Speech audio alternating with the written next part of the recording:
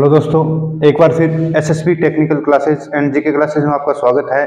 अपना जिला दर्शन की कड़ी चल रही थी, उसी कड़ी को आगे बढ़ाते हुए अपने चूरू जिले का पार्ट दूसरा लेके आया हूँ।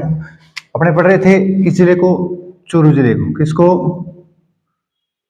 चूरू जिले को। चूरू जिले के बारे में हमने पढ़ लिया। स्थापना किसने की? चौड़ ने की थी, 1620 में की गई थी। उसके बारे में तालछापर अभ्यारण्य है, जो भी नहर परियोजना है, जितने भी है सारी चीजें पढ़ ली थी। उसमें कुछ टॉपिक बच गए थे, उसी टॉपिक को आगे बढ़ते हुए चूरू जिले में एक तहसील है सुजानगढ़। सुजानगढ़, ये सुजानगढ़ काफी प्रसिद्ध तहसील है। इसमें क्या है कि इसमें एक गांव है सालासर। कौन सा गांव? सालासर। सभी लोग जाते हैं यहाँ, इसलिए क्योंकि यहाँ हनुमान जी का मंदिर है। किसका मंदिर है? हनुमान जी का मंदिर।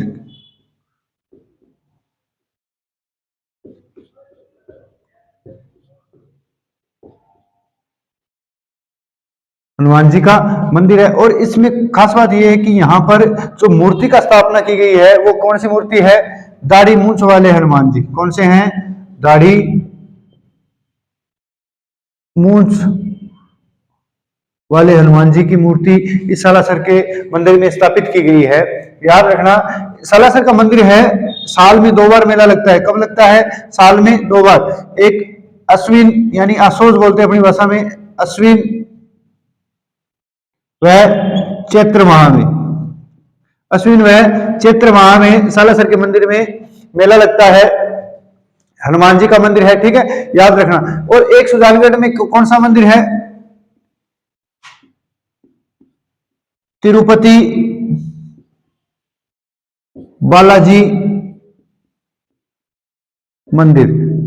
तिरुपति बालाजी का मंदिर भी सुजानगढ़ तहसील में है, ठीक है। ये कौन सी शैली से बना हुआ है? याद रखना, ये तिरुपति बालाजी मंदिर परीक्षा में बहुत बार पूछ लेते हैं। कौन सी शैली से? द्रविड़ शैली से बना हुआ है। कौन सी शैली से?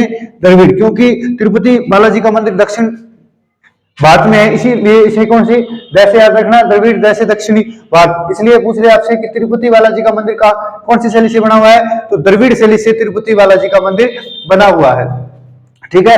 याद रखना, इस सालासर गांव में काफी इंपॉर्टेंट है, राजस्थान का प्रथम मिनी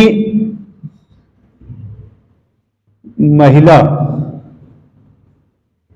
सहकारी बैंक की स्थापना की गई। याद रखो, काफी इंपॉर्टेंट है। राजस्थान की प्रथम मिनी महिला सहकारी बैंक कहां स्थापित किया गया? चूरू जिले में। और चूरू जिले में स्थान पूछे तो कौन सा? सालासर। सालासर में अगर तहसील पूछ ले तो कौन सी? सुजानगढ़। तो चूरू जिले की सुजानगढ़ तहसील के सालासर गांव में मिनी महिला सहकारी बैंक की स्थापना की गई है, ठीक है, याद रखना। इसी सुजानगढ़ के संबंधित क्या है? ये बंदेज चुनरी वह सापों के लिए प्रसिद्ध है। बंदेज कला की चुनरी वह सापा कहां बनता है? सुजानगढ़ में, ठीक है ना, याद रख लेना। अब क्या है, अब नेज से सिरे से जोड़ोगे तो आपसे प्रश्न पूछा जाए कि बंदेज कला के लिए कौन सा जिला प्रसिद्ध है, तो याद रखना बंदेज कला के लिए चूरू जिला। और स्थान पूछ ले तो सुजानगढ़। स्थान पूछ ले तो कौन सा? सुजानगढ़। यहाँ बंदेज की चुनरी वह सापों के लिए प्रसिद्ध है। कौन सा? सुजानगढ़ तहसील, ठीक है, याद रखना। इसी सुजानगढ़ में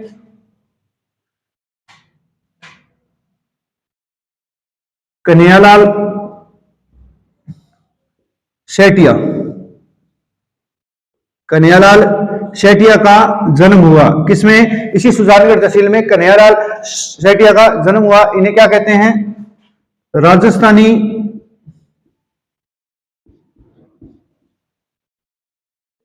भाषा के पितामह।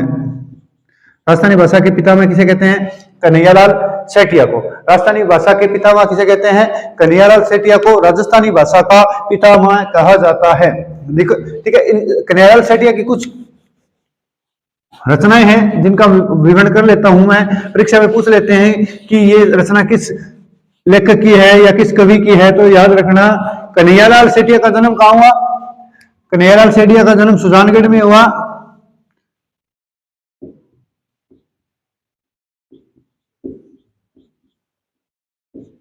इनकी प्रमुख कृतियां हैं पित्थल और पाथल। ठीक है, धरती दोरारी, मिंजर, लेल्टास,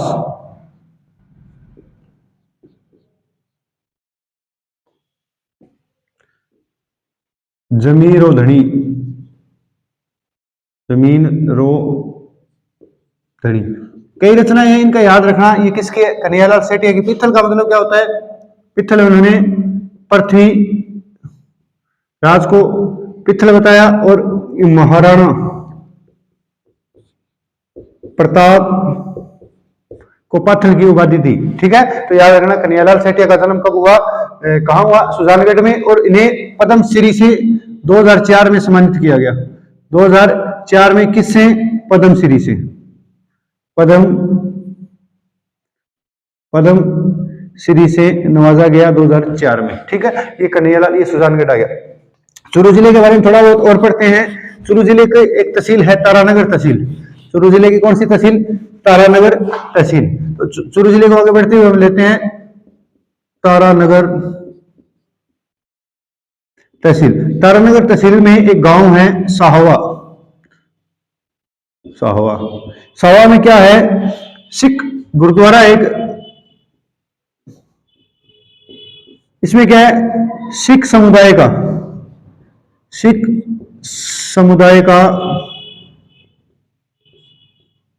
सबसे बड़ा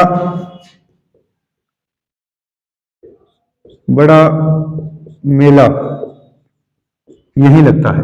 सिख समुदाय का सबसे बड़ा मेला कहां लगता है? सावा में, गुरुद्वारा में। याद रखना, आपसे पूछ ले संपूर्ण राजस्थान में सिख समुदाय का सबसे बड़ा मेला कहां लगता है? तो कहां लगता है? सावा में लगता है। और कब लगता है? ये इंपॉर्टेंट है। कब लगता है? कार्तिक पूर्णिमा को। कब लगता है? कार्तिक पूर्णिमा को गांव में सिख समुदाय का सबसे बड़ा मेला लगता है। कब लगता है? कार्तिक पूर्णिमा को। याद रखना, आपसे पूछ ले राजस्थान का सबसे बड़ा गुरुद्वारा, तो वो आएगा बूढ़ा जोड़ गुरुद्वारा, जो अनूपगढ़ में है। नए जिले बनने के बाद पहले के कहां आता था? गंगानगर में, लेकिन अब कहां है? अनूपगढ़ में। ठीक है, तो गुरुद्वारा, सबसे बड़ा गुरुद्वारा पूछे तो अनूपगढ़ का बूढ़ा जोड़ गुरुद्वारा आएगा। और सबसे बड़ा मेला पूछे सिख समुदाय का, तो ये आएगा सावा में। सिख समुदाय का सबसे बड़ा मेला लगता है, सबसे बड़ा मेला लगता है। इसी तारानगर तहसील में गांव है, कौन सा? ददरेवा।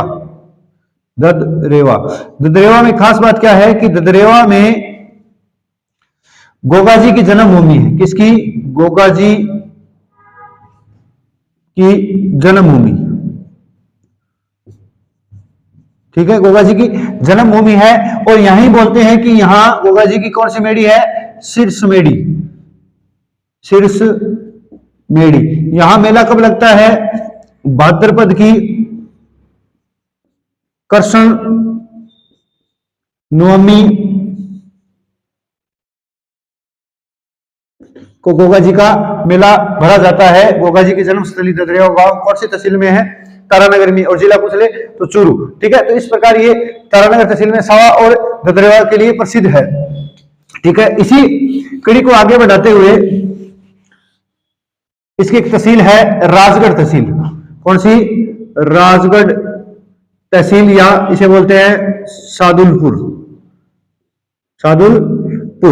इसमें खास बात क्या है कि इसमें देखो, अभी चर्चा के विषय में रहा है कि चूरू की लोकसभा की सीट बीजेपी के द्वारा किसको दे दी गई है?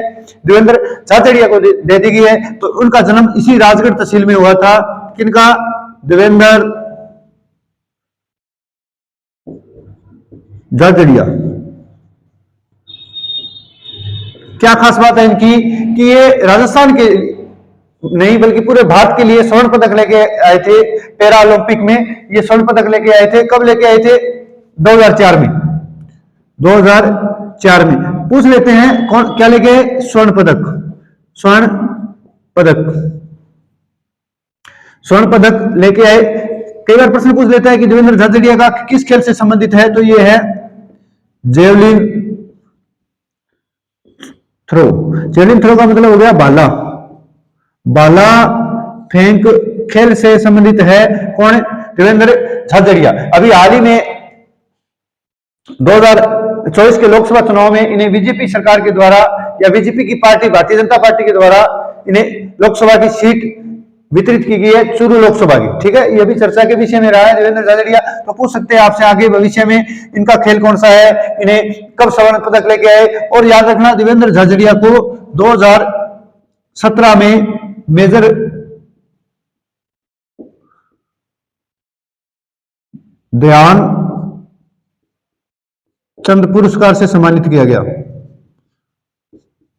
मेजर ध्यानचंद पुरस्कार से सम्मानित किया गया। ठीक है, इसी कड़ी को जोड़ते हुए इस राजगढ़ तहसील में कृष्णा पूनिया का भी रिश्ता रहा है। कृष्णा पूनिया ये भी एक भारत के लिए खेली हुई है, किसमें? डिस्कस थ्रो में। ठीक है, अभी राजनीति से जुड़ी हुई है ये भी, और इन्हें भी राजनीति से जोड़ दिया गया है कृष्णा पूनिया। और इन्हें 2011 में पद्म श्री से सम्मानित किया गया। कृष्णा पूनिया का खेल भी किससे रहा है? राजगढ़ से। राजगढ़ कहां है? चूरू जिले में। ठीक है, तो इस प्रकार ये अपना चूरू जिला संपूर्ण हुआ। अब नेक्स्ट वीडियो हम एक नए जिले को लेके आएंगे। मेरी क्लासों को ज्यादा से ज्यादा शेयर करें, सब्सक्राइब करें और लाइक करें। थैंक यू, धन्यवाद वेरी मच।